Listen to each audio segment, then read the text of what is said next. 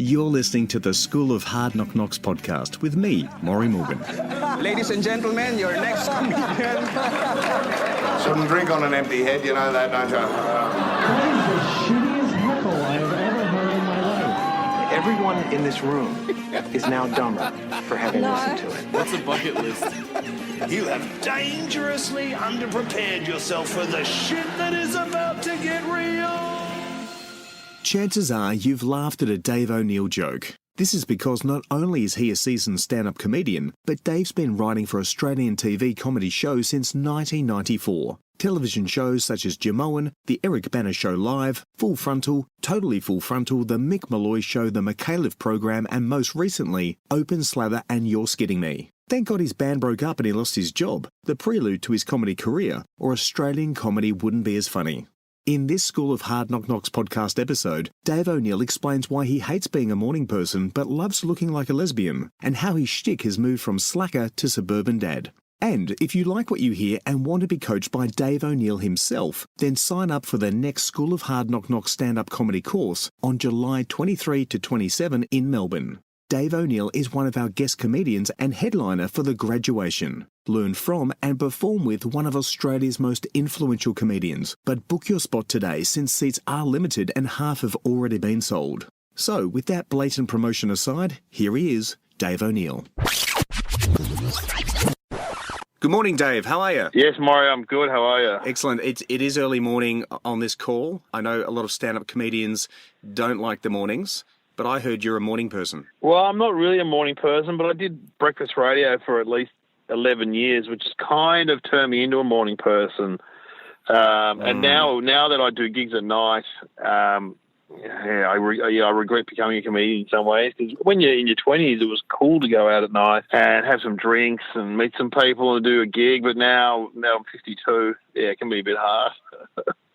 Well, put it this way, I leave my house and everyone's getting in their pajamas, and I'm like, oh, I get pajama envy. It's like, oh, no, I want to be in my pajamas, watching Game of Thrones or whatever. Yeah. But that's the life we chose, and that's how it goes. Well, you would have had two choices, I imagine, at that time, because you were in a band as well, at probably the same time you started comedy. Yeah. So that's a nightlife job as well.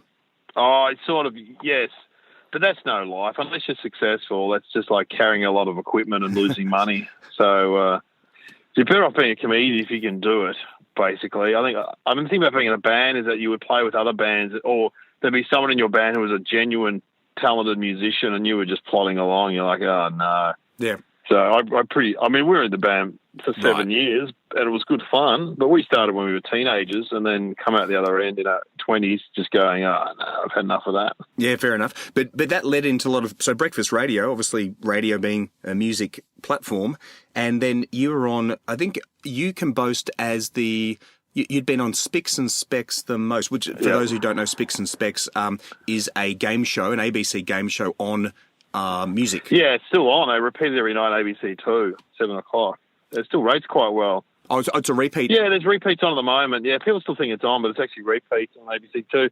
But, yeah, no, I went on 53 times. So I love music. I was never really into sport, but I absolutely loved, pop rock music when I was growing up. So I know a lot about it, basically, especially the 70s, 80s, and some of the 90s. And it gets a bit blurry for me. But now I've got teenagers, I'm getting to know it again, because they let me know what's going on.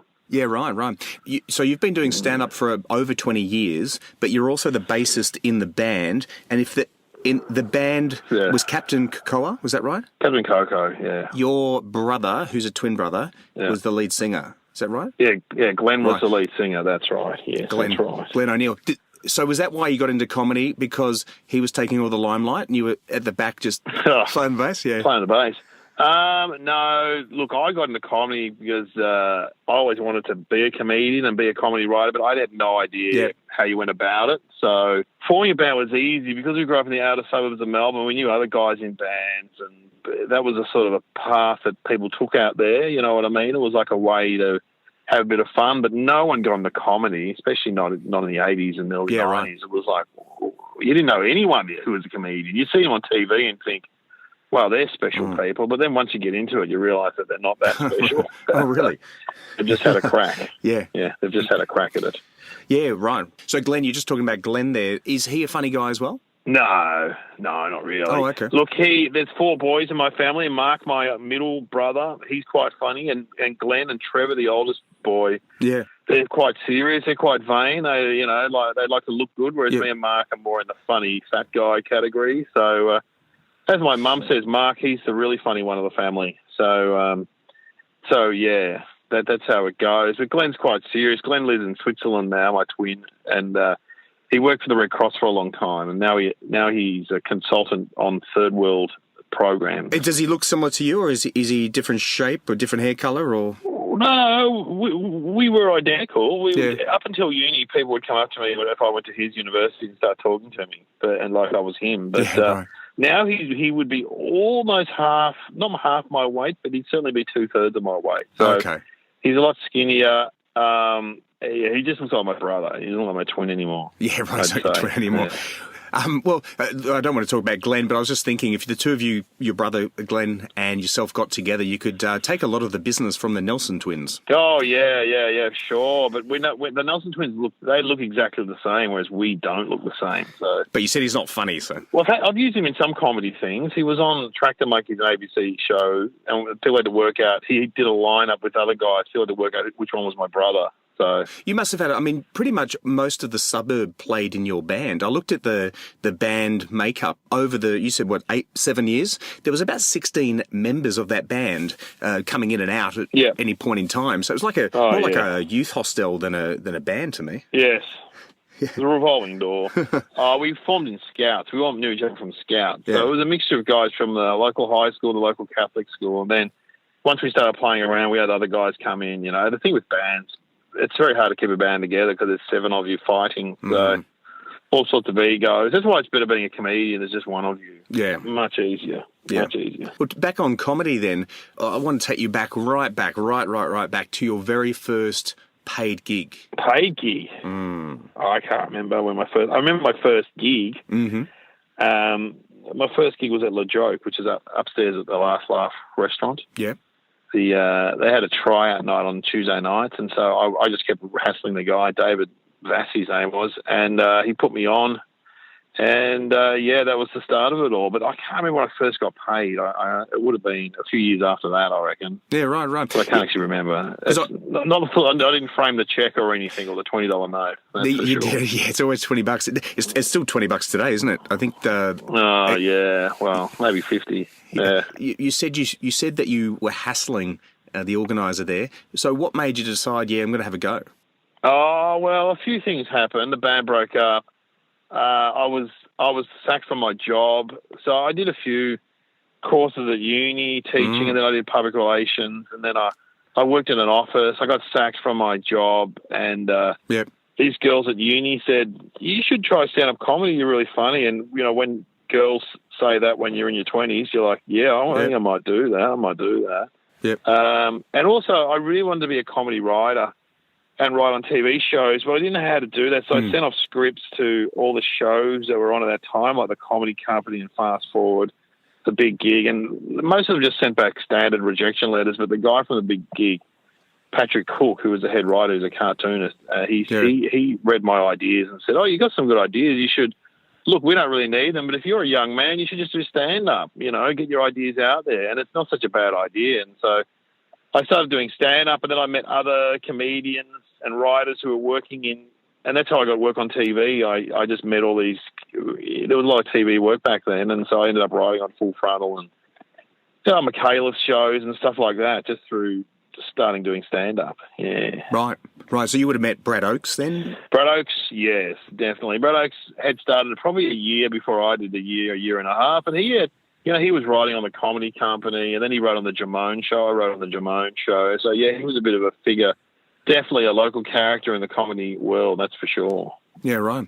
So you went from stand-up to TV and then radio? Was that the order? Yeah, sort of all at the same time, really.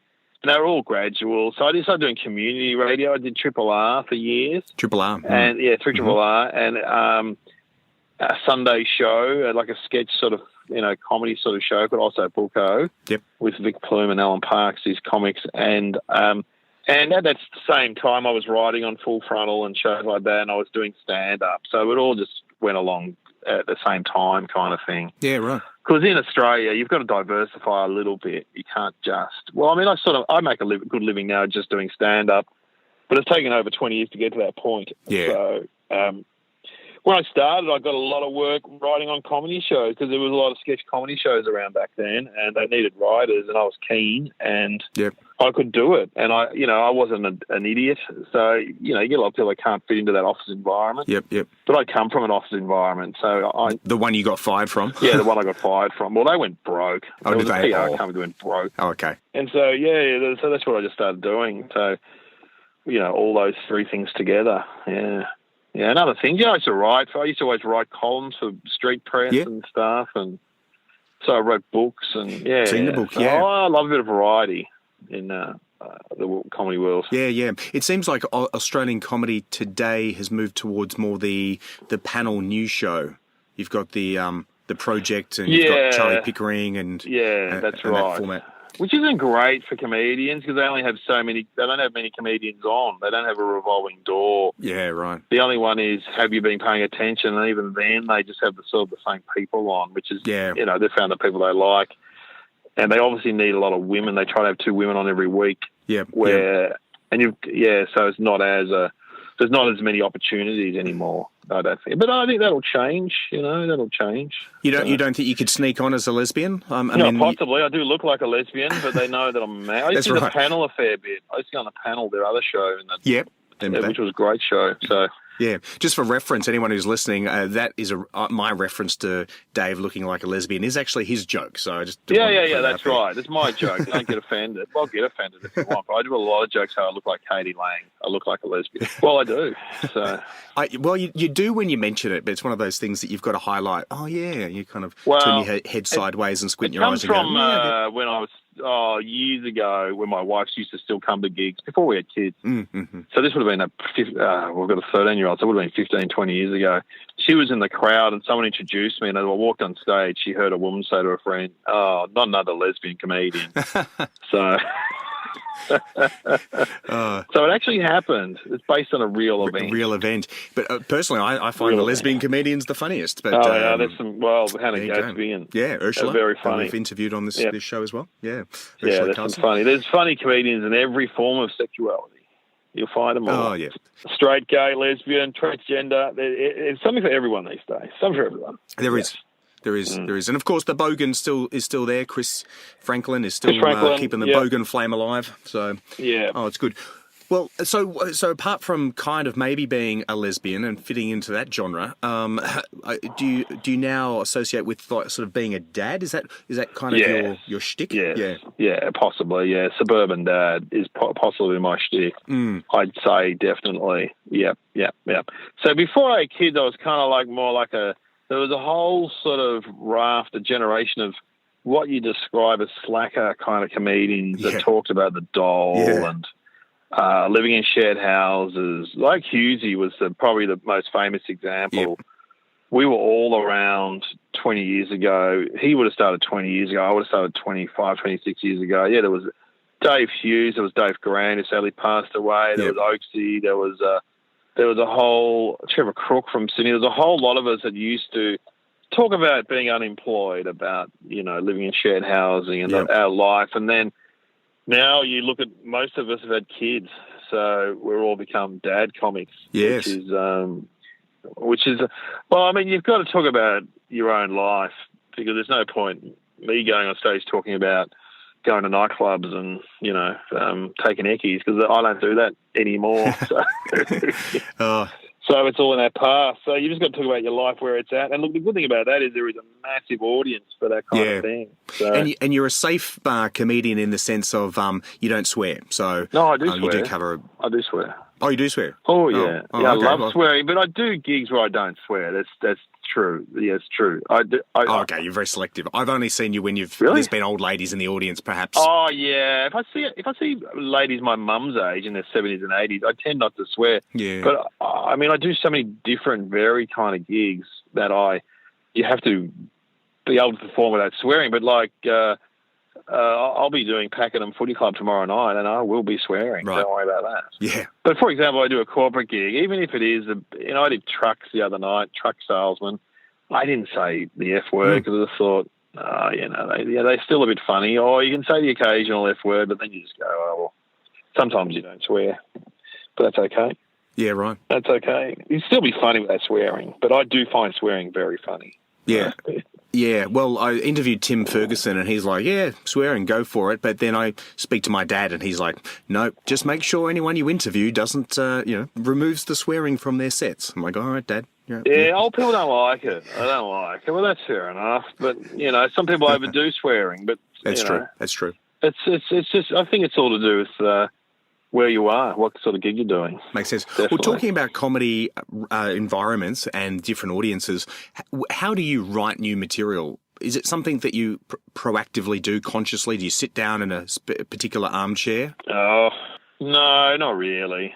I do write down subjects. I used to have a notebook, and I still have a notebook, and I write down topics, but I tend not to write it out. I just write down the topic. Like, what am I doing? At the moment, I'm talking about my Fitbit. So I've got a Fitbit, and I talk about that, and I just, write down Fitbit in my phone, in my notes section, and then riff on that. And try and come up with some jokes. Mm-hmm.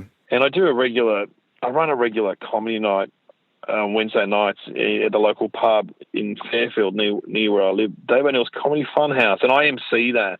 And so I use that as a testing ground. Okay. Yes. We'll do a link to that. There's no website. It's old school. Yeah. Okay, good. I will not put a link to that. You go to my Facebook page. The details are normally on there. But, so I test out the material there and other gigs. Right. So, yeah. So it's about repetition. How many times would you say repeat a new joke before you think it's ready for, say, Melbourne International Comedy Festival type audience? Oh, yeah, look, at least 10 times at least. You do right. it. You love a new joke, and you love a new joke that works, so you'll end up doing it a lot before you take it to a festival. Yeah. It takes a while, though, basically, to get it. Yeah, right. The real test is that you take it and use it at a corporate gig or a footy club where you've got to be pretty rock solid for those gigs. If you're just doing inner city kind of rooms where it's sort of a bit more muck around, you just do whatever you want. You know what I mean? I tend to do all newish kind of stuff. Not all brand new, but all newer kind of stuff at those gigs. Yeah, right. Makes sense. But if it's sort of like a sort of a crowd that's not used to comedy, a more mainstream crowd, you've got to give them the best of, because they don't understand you developing stuff in front of them. They don't get that. Whereas the more sort of educated on comedy crowds, they sort of, even if they don't know what you're doing, they kind of are a bit more accepting. But if you go to a mainstream comedy club and you start doing your new stuff and it's not funny, they'll just stare at you like, what the this guy was funny 10 minutes ago. I don't get it. What's going on? It makes sense. So your advice would be sort of have various venues that you trial your new material and use your old material. Yeah. But also, you can always just chuck a few new bits in. It's always good to chuck a new, even at whatever gigs you're doing, just chuck in a few new bits. Or often an easy way to get new material is to extend on what you've already written. So if you've got a bit about cats, just keep doing more stuff about cats in that bit. And then you can always go back to the old bit, that works. You know what I mean? Like, anyway, we're talking about cats, that kind of thing. So aside from the advice that if you're a morning person, don't get into comedy, what other advice would you give to budding comedians just starting out in the game? Because most people who listen to this podcast are actually quite newbies in the business. Okay. Or they're about to embark on this adventure. Sure. You've got to get as much stage time as you can. You should be doing 3 or 4 gigs a week at least. And people go, but there aren't that many gigs. I think there are that many gigs if you go to every venue and hassle every person that's running every gig. And don't worry if there's shit gigs or if it's someone's 20. I remember getting up at people's 21st, in between bands, festivals, whatever. Anywhere there's a stage at bingo, anywhere there's a stage and there's a crowd, get up there and try your comedy out. Even if you're doing 5 minutes, you need stage time because that's where you'll truly learn. Yeah. I still do about 4 or 5 gigs a week.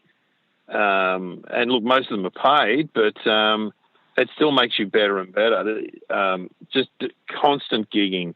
And when people go, I'm going to be a comedian, they do like 1 gig every 2 weeks. Well, they're not really trying. You've got to try harder. Yeah. And if there are no gigs out there, create a gig. Just put on a gig at a pub.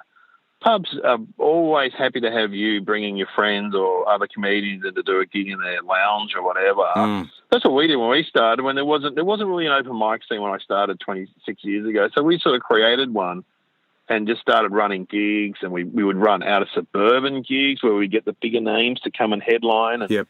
and because there's a lack of comedy out in the burbs and the country, they're always up for comedy. And you can always convince a headliner for a small fee to go and do these rooms with you. And then also we used to go interstate. So, okay, we haven't got any gigs in Melbourne this week. Let's just drive to Sydney or Adelaide or get the plane. Well, back then it was more expensive to get. Now planes are so cheap. Yeah, get on a plane to Sydney and do the open mic scene up there. Go to Adelaide, go to Perth. There's stacks of gigs. Or go to Wagga Wagga. Go to Wagga, mate. Dane Simpson, who I interviewed, he's setting up a room there in Wagga Wagga. Apparently, they're cool on comedy. So, there's definitely a demand in regional areas. They love it. They don't get much.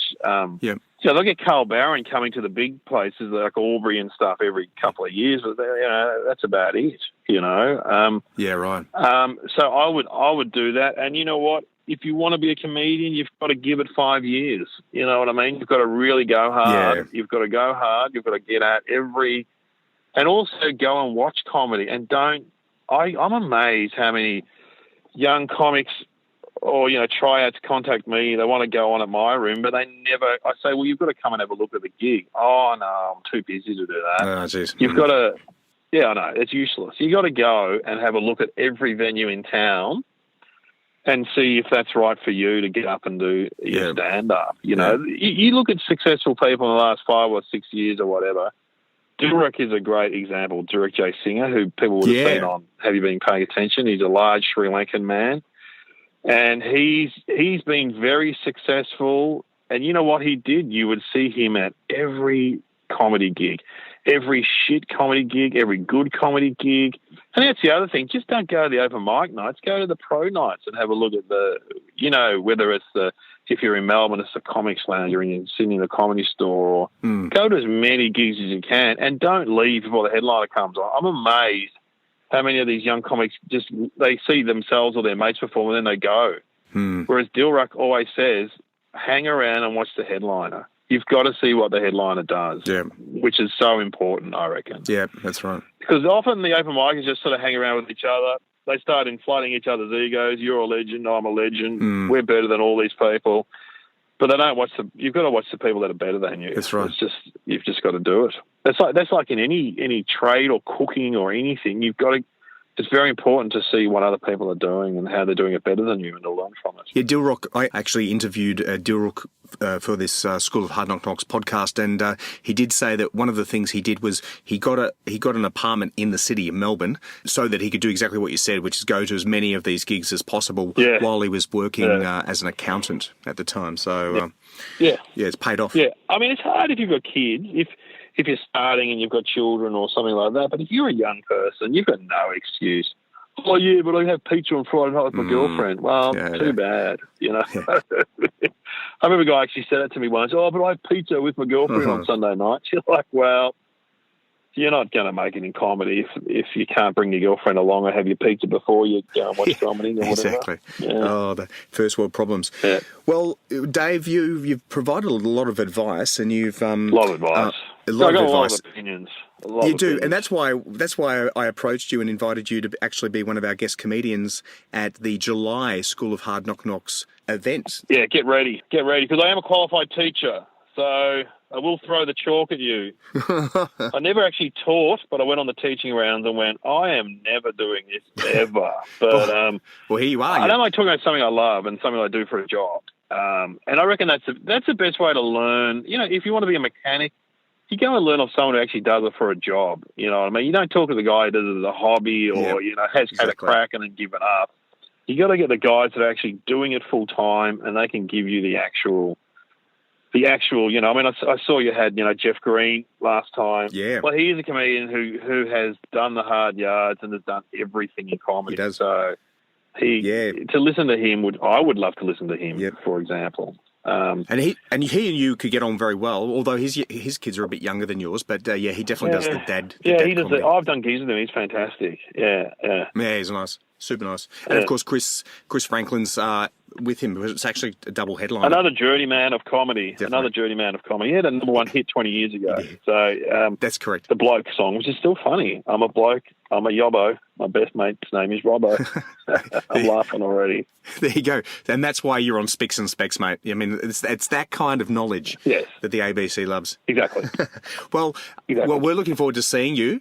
The other thing is, if someone wants to see you coming up, what shows have you got going on that they can meet you beforehand? Oh, just come to the Grandview on a Wednesday night in Fairfield if you live in Melbourne. And if you have a look at my Facebook page or whatever, I do tour around a fair bit. I do a lot of regional stuff, so I'm around, basically. If you look at my Facebook page, it's probably the best way. But if you're in Melbourne, come on to the Grandview and say hello. I'm there every Wednesday night at the moment, yeah.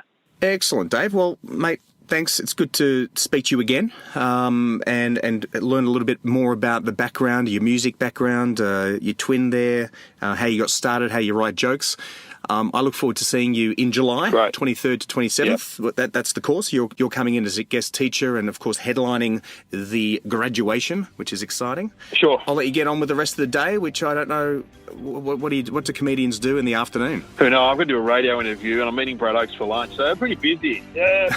Well, say g'day to Brad for me. He's a lovely guy and also a guest at the School of Hard Knock Knocks previously too. Sure. Thanks, Dave. Bye-bye.